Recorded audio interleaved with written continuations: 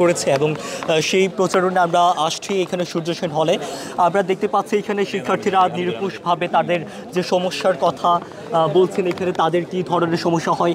আসলে আমি এই কথাটা বারবার বলছি যে ঢাকা বিশ্ববিদ্যালয়ে 104 বছর হয়ে গেছে, এখন আমাদেরকে বলতে হচ্ছে যে আমাদের সেমিনার করতে হয় বা সভা করতে হয় যে কেমন ঢাকা বিশ্ববিদ্যালয় চাই। এটা আমাদের জন্য খুব দুঃখের এবং হতাশার এবং খুব বেশি লজ্জাজনক।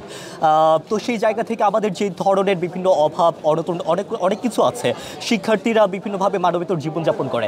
আমি তো সেই জায়গা থেকে শিক্ষার্থীরা নিরুপভাবে তারা জানাচ্ছে তাদের কি দরকার, তাদের বিষয়টা হচ্ছে দরকারটা আমরা প্যানেল থেকে তো দিব না, কিন্তু সেই দাবিটা আদায়ের জন্য, তাদের অধিকারটা আদায়ের জন্য আমরা কাজ করব, সেই লক্ষ্যে আমরা কাজ করব, সেটাই আমাদের প্রত্যাশা। তো আমরা সমর্থন পাচ্ছি এবং আমরা খুবই আনন্দিত।